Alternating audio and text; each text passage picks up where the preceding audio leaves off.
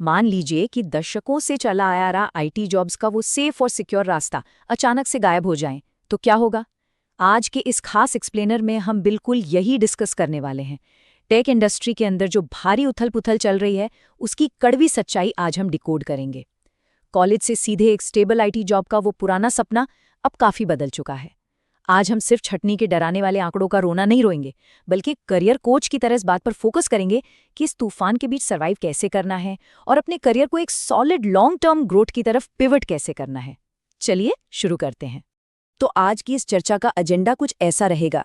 सबसे पहले हम ग्लोबल टेक लेऑफ्स की गहराई में जाएंगे, फिर समझेंगे डिजिटल लेबर का उदय, वो कौन से टास्क हैं जो एआई पूरी तरह ऑटोमेट कर रहा है, मिडिल इनकम ट्रैप का एक बहुत बड़ा रिस्क, और आखिर में सबसे जरूरी लॉन्ग टर्म सर्वाइवल के लिए करियर को पिवट कैसे करें। तो चलिए बिना किसी देरी के अपने पहले हिस्से की तरफ बढ़ते हैं, unpacking global tech layoffs. Corporate दुनिया के मौजूदा जमीनी हकीकत को समझना बहुत जरूरी है। सच कहूं तो ये कोई आम आर्थिक मंदी नहीं है, ये काम करने के तरीके में एक बहुत ही बड़ा शिफ्ट है। जरा इस नंबर पर गौर कीजिए, 93,000 से भी ज्यादा।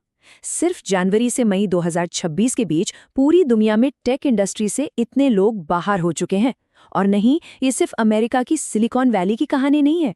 ये आंकड़ा साफ बताता है कि प्रॉब्लम कितनी सीरियस है। अब बस इंतजार करने या पुरानी उम्मीदों के भरोसे रहने का समय बिल्कुल खत्म हो चुका है। अब अगर भारत की बात करें, जो कि दुनिया का आईटी हब माना जाता है, तो ये संकट सीधे तौर पर हमारे आईटी दिग्गजों पर असर डाल रहा है। टीसीएस, विप्रो और कॉग्निजेंट जैसी बड़ी कंपनियों के आंकड़े बिल्कुल सामने हैं। उदाहरण के तौर पर कॉग्निजेंट का प्रोजेक्ट लीप नाम का रीस्ट्रक्चरिंग प्रोग्राम ही ले लीजिए, जिसके तहत 12 से 15,000 नौकरियां जाने का अनुमान है। सोचिए, ये कोई छुपी हुई बात नहीं है। कंपनियां अब एकदम खुल के मान रही हैं कि वो अपने वर्कफोर्स के साइज को काफी तेजी से कम कर रही हैं। और इसी से जुड़ा है हमारा दूसरा अहम मुद्दा, the rise of digital labour. देखिए, ये जो छटनी हो रही है ना, ये कोई टेम्पररी फेज नहीं है, ये एक परमानेंट स्ट्रक्चरल बदलाव है। बड़ी कंपनियां हमेशा के लिए अपने काम करने का तरीका बदल रही हैं। हाल ही में कॉग्निजेंट के सीईओ ने ब्रॉडर और शॉर्टर पिरामिड बनाने की बात कही थी। सुनने में बहुत फैंसी लगता है ना? लेकिन इस लीना पिरामिड्स का सीधा सा मतलब ये है कि अब छोटी टीमों से काम लिया जाएगा। यानी जहां पहले किसी प्रोजेक्ट में 100 लोग लगते थे, वहां अब सिर्फ 60 लोग होंगे और बाकी काम कुछ स्मार्ट एआई टूल्स संभाल लेंगे। इसका सीधा असर फ्रेशर्स और एंट्री लेवल वर्कफोर्स की मांग पर पड़ा है, जो अब धड़ाम से नीचे आ गई है। जब भी टेक लीडर्स बड़ी बड़ी मीटिंग्स में डिजिटल लेबर शब्द का इस्तेमाल करते हैं, तो उनका असल में मतलब क्या होता है? इसका सीधा सा अर्थ है आर्टिफिशियल इंटेलिजेंस और ऑटोमेटेड टूल्स।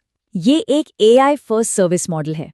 आसान भाषा में कहें तो मशीनें अब सिर्फ मदद नहीं कर रही हैं, बल्कि वो इंसानी मेहनत को पूरी तरह से रिप्लेस कर रही हैं या आउटपुट को इतना बढ़ा रही हैं कि कंपनियों को कम लोगों में ही बहुत ज्यादा काम मिल रहा है। पिछले 20 सालों से जो एक सॉलिड मिडिल क्लास सपना हम देखते आ रहे थे, वो अब सच में टूट रहा है। पुराना फॉर्मूला बड़ा सेट था, इंजीनियरिंग कॉलेज जाओ, कैंपस प्लेसमेंट लो, जूनियर डेवलपर बनो और एक सुरक्षित भविष्य। लेकिन आज की जो नई एआई नेटिव सच्चाई है, वो एकदम अलग है। फ्रेशर्स के बैच अब काफी छोटे हो रहे हैं, क्योंकि बेसिक कोड अब एआई खुद लिख रहा है। इंसानों की जरूरत अब सिर्फ उन एज केसेस या बहुत ही मुश्किल प्रॉब्लम सॉल्विंग के लिए रह गई है, जहां मशीनें अटक जाती हैं। तो अब सवाल उठता है कि मशीनें आखिर कर क्या रही हैं? चलिए तीसरे हिस्से पर आते हैं, टास्क एआई फुली ऑटोमेट्स। कौन से ऐसे रोजमर्रा के काम हैं जिन्हें एआई ने पूरी तरह टेक ओवर कर लिया है? भविष्य का रोडमैप कुछ ऐसा दिखता है।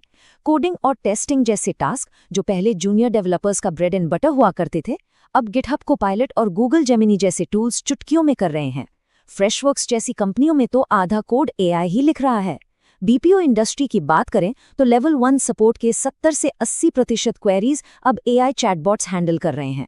और हाँ, बात सिर्फ फ्रेशर्स की नहीं है। मिडिल मैनेजमेंट में जो लोग डेटा इकट्ठा करते थे या लंबी लंबी रिपोर्ट बनाते थे, उनका काम अब माइक्रोसॉफ्ट कोपायलट जैसे स्मार्ट टूल्स कर रहे हैं। ये एक बहुत बड़ा गेम चेंजर है। अब इस पूरे बदलाव के बीच टेक इंडस्ट्री में एक अजीब सा टेंशन देखने को मिल रहा है। एक तरफ लिंक्डइन के सीईओ जेसन हुन जैसे कुछ लीडर्स हैं जो साफ कह रहे हैं कि एआई और नौकरियों को लेकर घबराने या पैनिक करने की कोई जरूरत नहीं है। वो बेसिकली इंडस्ट्री में एक तरह की शांति बनाए रखने की कोशिश कर रहे हैं। लेकिन इसके बिल्कुल उलट एंथ्रोपिक के सीईओ डैरियो एमोडे का बयान देखिए। ये बहुत ही सीधा और गंभीर है। उनका अनुमान है कि अगले 5 सालों के अंदर एआई 50% तक entry level white collar jobs को खत्म कर सकता है। 50%, ये कोई हवाई बात नहीं है, बल्कि एक क्लियर वार्निंग है कि अपने करियर को तुरंत अडैप्ट करना ही होगा। ऑटोमेशन का असर कोई दूर भविष्य की कहानी नहीं है, ये आज की सच्चाई है। और इसका इकोनॉमी पे क्या असर होगा, चलिए समझते हैं। सेक्शन 4 में the middle income trap risk. इस तकनीकी शिफ्ट का सिर्फ करियर पर ही नहीं, बल्कि हमारी पूरी अर्थव्यवस्था पर क्या असर होगा, इसे जरा इन नंबर से समझते हैं। भारत की जीडीपी का लगभग 7.5% हिस्सा अकेले आईटी सेक्टर से आता है। करीब 50 लाख लोग सीधे तौर पर इस सेक्टर से जुड़े हैं और हर साल करीब 15 लाख नए इंजीनियरिंग ग्रेजुएट्स इस उम्मीद में निकलते हैं कि उन्हें भी एंट्री मिलेगी। लेकिन हायरिंग अब स्लो हो चुकी है। इतने सारे लोग और दरवाजे छोटे होते जा रहे हैं। इस विशाल सिस्टम पर एक अभूतपूर्व दबाव बन रहा है। इसी प्रेशर को देखकर अर्थशास्त्रियों ने एक गंभीर चेतावनी दी है, मिडिल इनकम ट्रैप। इसका मतलब क्या है? इसका मतलब है एक ऐसी स्थिति जहां कोई विकासशील देश एक सडन इनकम लेवल तक तो पहुंच जाता है, लेकिन फिर वहीं जाकर अटक जाता है। वो पूरी तरह से एक डेवलप्ड हाई इनकम इकोनॉमी नहीं बन पाता। अगर ट्रेडिशनल आईटी सेक्टर का कोई बहुत बड़ा विकल्प तैयार नहीं हुआ, तो नेशनल लेवल पर यह एक बहुत बड़ा रिस्क बन सकता है। लेकिन अगर हम इतिहास के पन्ने पलटें तो देखेंगे कि हर बड़ी औद्योगिक क्रांति ने काम करने के तरीकों को ऐसे ही पलटा है। टेक्सटाइल मिल्स से लेकर भाप के इंजन तक और फिर इंटरनेट के आने तक हर बड़े बदलाव ने पुरानी नौकरियों को खत्म किया है। याद है, जब कंप्यूटर आए थे तो सबको लगा था कि अब सारी नौकरियां खत्म हो जाएंगी। आज एआई भी बिल्कुल वही कर रहा है। नई नौकरियां जरूर बनेंगी, लेकिन जो जनरेशन इस ट्रांजिशन वाले फेज में फंसती है, सबसे ज्यादा चुनौतियों का सामना उसी को करना पड़ता है। तो अब सवाल है कि हम क्या करें? यही है हमारा 5वां और सबसे जरूरी हिस्सा, pivoting for long term survival. Problem और रिस्क पर हमने काफी चर्चा कर ली, अब आते हैं सोल्यूशन पर। एक करियर कोच के नजरिए से अगर सोचें तो इस एआई शिफ्ट के बीच अपनी जगह कैसे पक्की करनी है।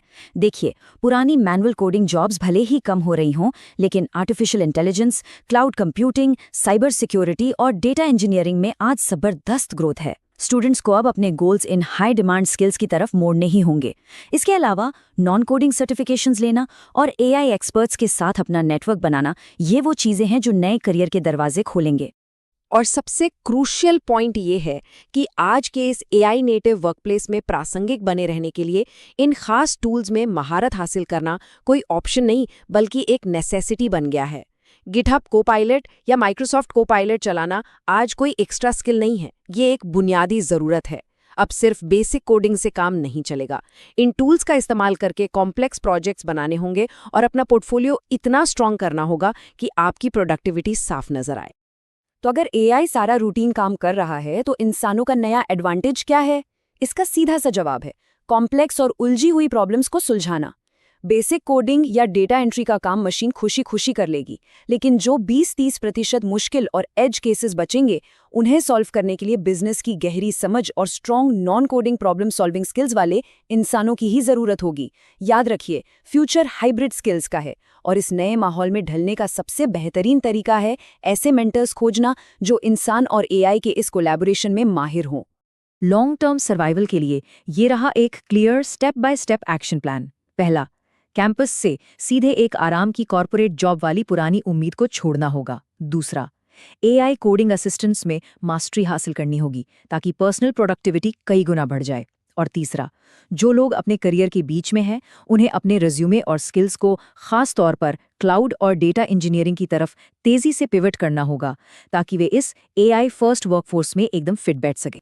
और इसी के साथ एक बहुत ही अहम सवाल सामने आता है, जैसे जैसे एआई रोजमर्रा के रूटीन कामों को निगलता जा रहा है, क्या इंजीनियरों की ये अगली पीढ़ी इन स्मार्ट सिस्टम्स को कमांड करना सीखेगी या फिर खुद इन्हीं मशीनों द्वारा रिप्लेस कर दी जाएगी? चॉइस आपकी है। ये समय खुद को तेजी से अपस्किल करने और इस नई तकनीकी लहर के साथ आगे बढ़ने का है। ये सिर्फ एक चुनौती नहीं है, बल्कि एक नए युग में एंट्री लेने का बहुत बड़ा मौका भी है। उम्मीद है इस एक्सप्लेनर ने आने वाले कल के लिए एक एकदम साफ दिशा दी होगी।